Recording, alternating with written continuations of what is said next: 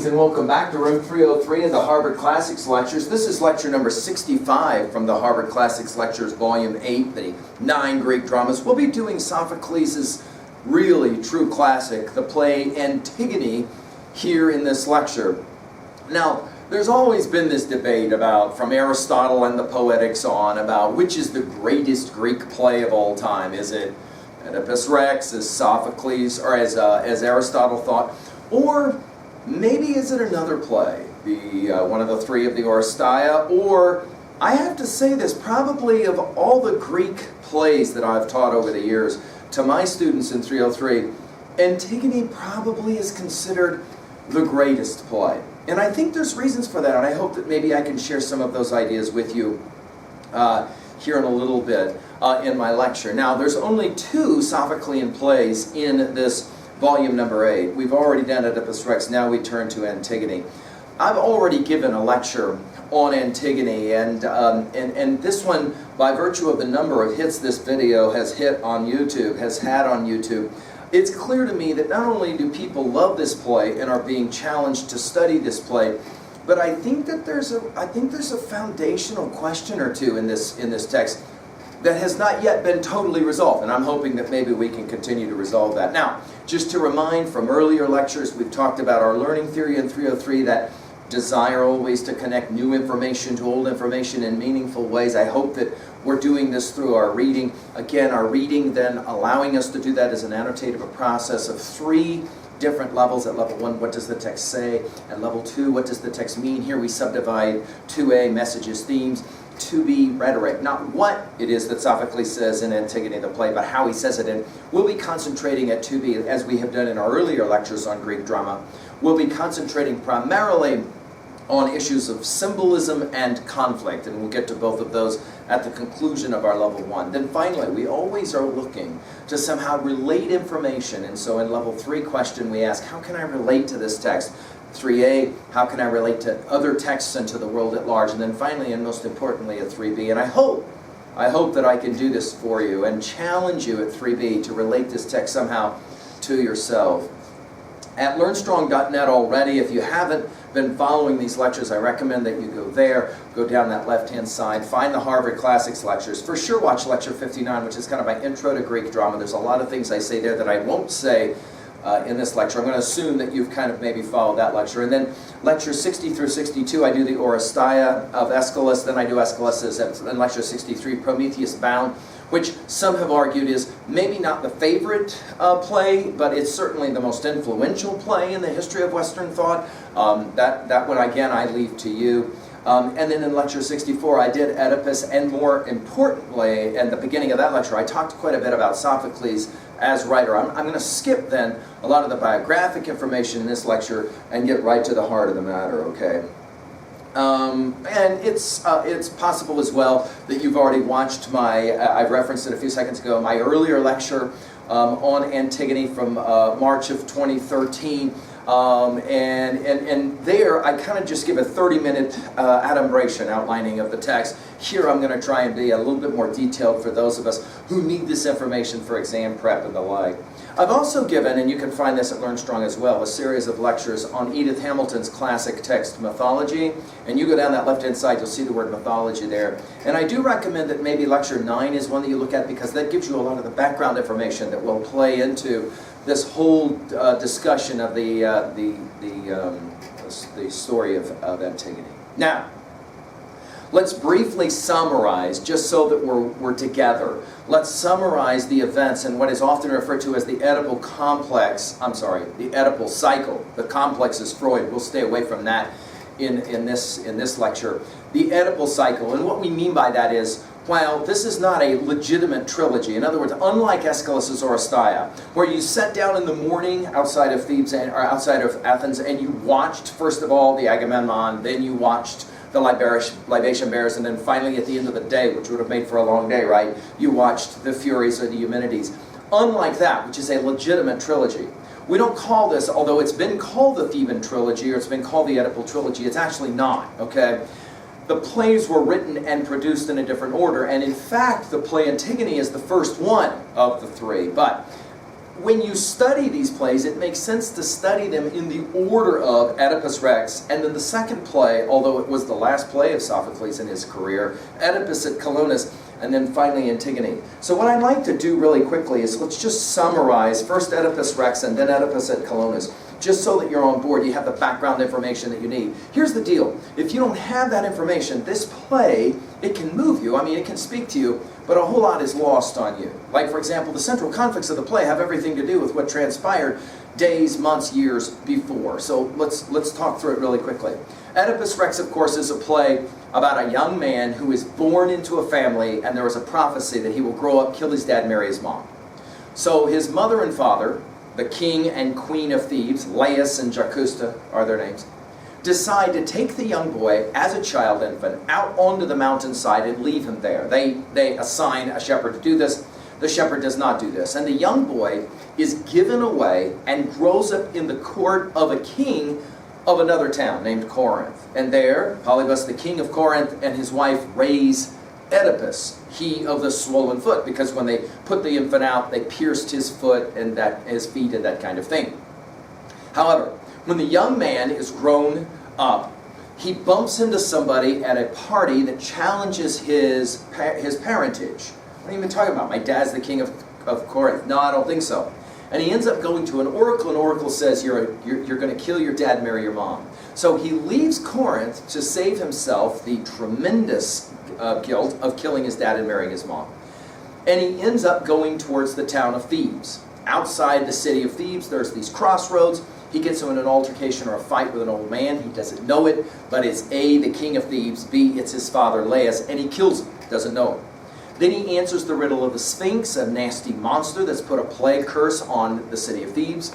The question of the riddle is, what animal walks on 4 legs at morning, on 2 legs at noon, and on 3 legs in the evening? And Oedipus answers, of course, that metaphorically that is a human crawling on 4 legs in the morning, walking on 2 legs in the noon of one's life, and then in the evening of one's life walking with a cane.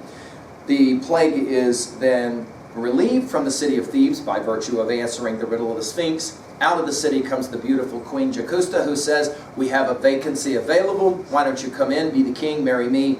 That's exactly what he does, and he has children, 4 of them. That's important, 4 of them. 2 sons, 2 daughters. The 2 sons, Polynices, Sophocles, the 2 daughters, Antigone, who we'll be talking a lot about, and Ismene, who will be referenced in this play as well. Now, Oedipus doesn't get off scot-free, though. The gods will punish him in the end, and of course the Oedipus Rex play, Oedipus the King, Oedipus Tyrannus play, is a day in the life, the tragic day, the worst day in the life of, probably the worst day in the life of any man, when Oedipus discovers that in fact the one he killed at the crossroads wasn't just some old man, was in fact Laius, and was in fact not just the king of Thebes, but was in fact his own father. Mama Jacusta goes into her bedroom and hangs herself in shame. That will be significant as a kind of, it's a forecasting of some other things to come, for example, like in this play, Antigone. Oedipus, instead of killing himself, Oedipus blinds himself with the brooches, the sharpie points of the back of the garment that Jacusta, his wife mother, is wearing.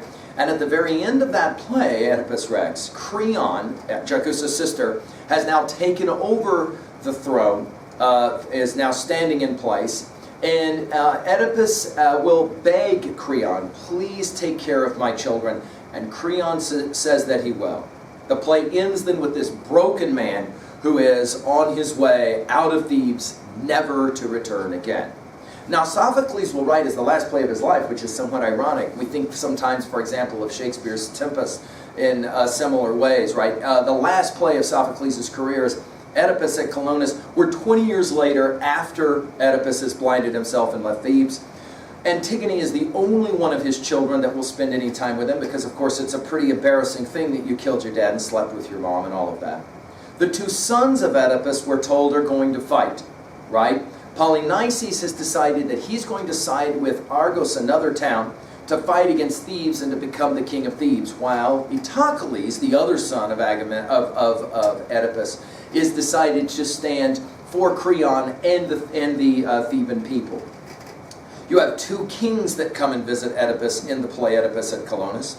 One is Theseus, who is the good king of Athens, and he does speak well and reverentially to Oedipus, while Creon, who is the bad king of Thebes, and he comes and tries to kind of trick Oedipus, and in the end, Oedipus wants nothing to do with Creon. Polynices actually does come. He has now been banished from the city of Thebes because he is a traitor to the city, and he does come and try and talk to his father. Oedipus has problems with his son, though, and he rejects Polynices, and Polynices will then go on to lead troops from Argos into Thebes, against Thebes, and fight. At the very end of Oedipus at Colonus, importantly, Oedipus dies, but he vanishes. His death is dubious, and it will then be Theseus at the end of the play, who knows the secret of Oedipus's parting but doesn't share it with anyone. And at the very end of the play, then Antigone will leave Colonus and head back towards Thebes to try and, make peace between her two brothers. And that's the end of that play. We now begin the play Antigone. It's first going to be presented, let's just get some background information for your notes, in 441 BCE, roughly written in the middle of Sophocles' life, in his 50s.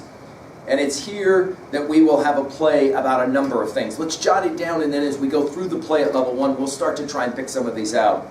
It's a play about reverence for family, no question, because when the play opens, we're going to find out that the two brothers, Polynices and Sophocles, at the walls of Thebes, kill each other in single combat. And that Creon then has said there's a certain law that will apply to one of the brothers in burial and the other brother not. So Sophocles will be given proper burial, Polynices will not be given proper burial. So this is a play about proper reverence for the state and for its laws. Of course, it's also going to be a play about reverence for the gods, because Antigone will decide that the gods demand that everyone be provided a proper burial. You'll remember, for example, at the end of Homer's Iliad, we talked elsewhere at LearnStrong.net about this text. At the end of the Iliad, remember, when Achilles has killed Hector, King of Troy's son, Priam actually comes into the camp of the Greeks and begs for the body of his son. Why? Because proper burial is a requirement. You have to do that. And so Antigone will in fact have to make a major decision. Does she reverence the will of the gods and bury her brother Polynices' body, thereby going against the will of Creon and the state? This is a tough choice. This is a play about family loyalties versus, of course, state loyalties. Sometimes we'll call it private loyalties versus public loyalties. It's a play about individual choices versus the collective choices, right? The challenge is as well about adults versus youth. By the way, in that individual versus collective choices, this is a very popular play in the history of the world, especially in the West. For example, during the Nazi occupation, this play was very popular in France.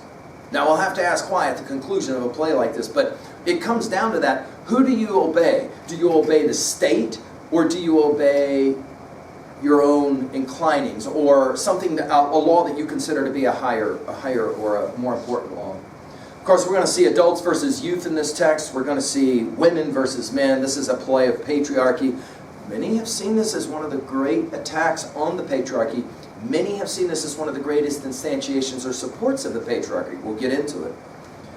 It's, of course, going to be, this won't shock us, because the Greeks were very much into this idea of fate versus free will. Do you choose your own destruction, or is it rather a function of fate attacks and fate works its way out, and that's just the way that it works out?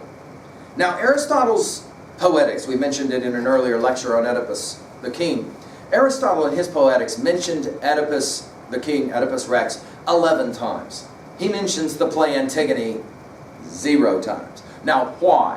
Why would he consider the play Oedipus so much greater than the play Antigone? It comes down to this notion of the protagonist. Remember, the protagonist is that individual in the play with whom we most identify with. And I think that what was going on in Poetics is the same thing that happens today. The challenge is, maybe the play has been poorly named. In fact, the play maybe shouldn't be called the Antigone, but rather called the Creon. And we'll talk maybe a little bit about why. And why is it that Greek audiences certainly saw Creon far more the protagonist than Antigone?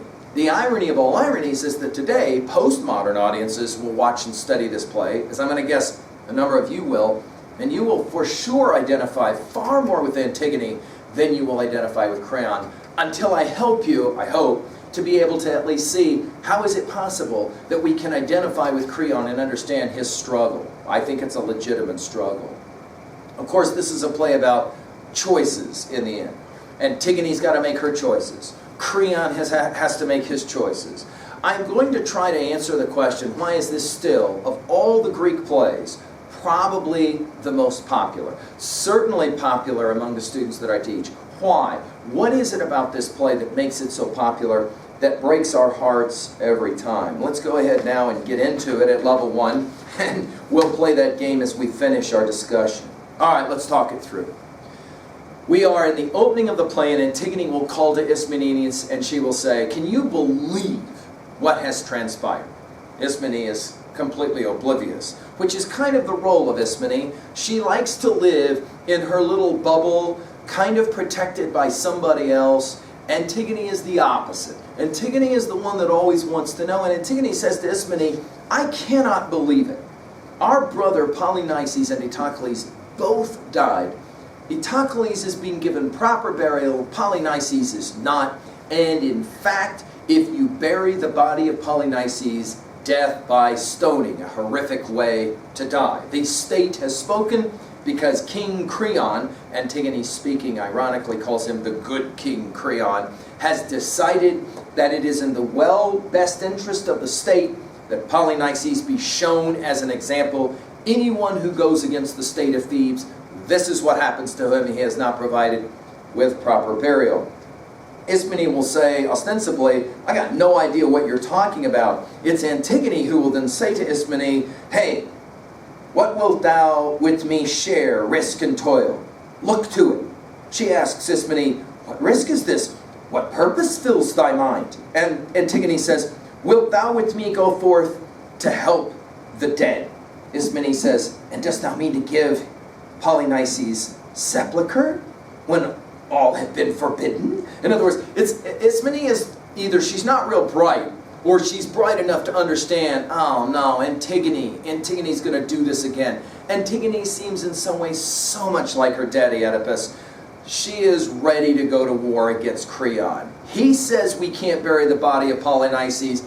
That's exactly what we have to do. And Ismene will begin to retreat. Antigone says, Polynices, he's still our brother, yes, and thine, right? He's still my brother and thine. Though thou, it seems, wouldst fake he was not, I desert him not. Now, Antigone, it's fascinating. She's an interesting character. She's very emotional. She very quickly turns on her sister. And she says to Ismene, if you're not going to help me do this and bury the body of our brother, then I'm going to think of you as not even my sister. Ismene will say, oh, daring one. It's an interesting line. When Creon bids thee not. Antigone says, what right has he to keep me from mine own? Ismene says, oh, remember, sister, how our sire perished. So in other words, Ismene's the one that brings up her daddy, and she says, hey, we got a bad family history here. Don't you remember? Any time that somebody tries to step up and do the right thing, they end up getting jacked for it. Remember, sister, how our sire perished with hate o'erwhelmed and infamy from evils that he brought upon himself. In other words, she says, we can't do this. She even goes so far as to say this is suicide to do this. You know you're going to die. And then even more interestingly, she says, remember, we were born women as such. We were not made to strive with men. The men make the rules, women keep the rules. And this will be, of course, the introduction of one of the primary conflicts of this play. We're going to hear this a lot. Now, let me just tell you in advance, as you get ready to read this play, you're going to get upset about the fact that over and over again, we're going to hear about how men have to control their women by telling them to sit down and shut up. The irony, of course, is that Antigone is anything but willing to sit down and shut up. But it is Ismene that says, you know, we really need to think this one through. I think this is a bad idea for you to do this. Antigone says, I would not ask thee. No, if thou should wish to do it, and would gladly join with me, do what thou wilt, I go to bury him. And good it were, this having done, to die. Loved, I shall be with him whom I loved. Guilty of holiest crime. Now let's write that term holiest crime down. There's different ways to translate that phrase out of the Greek. One is justified crime. One is to call it, of course, a just crime. That will immediately take us back to the Orsteia of Aeschylus, wanted already at 3a. Remember, it was, first of all, Clytemnestra who said, it's the right thing to do to kill my husband Agamemnon as he came home. Then it was Orestes who said, it's the right thing to do to kill my mom because she killed my dad. This notion of doing something that goes against the will of the state, that is to say, breaking the law, and yet it's the right thing to do. Now, of course, this is a very old question, and this will be at the center, at the heart of this play. Is it ever okay to break the law? Or rather, do we live in a state, in a nation, where we have laws, and those laws have to be kept because, quote-unquote, you can't take the law into your own hands. If everyone took the law into their own hands, we would have all kinds of challenges and issues. Here we are with this one.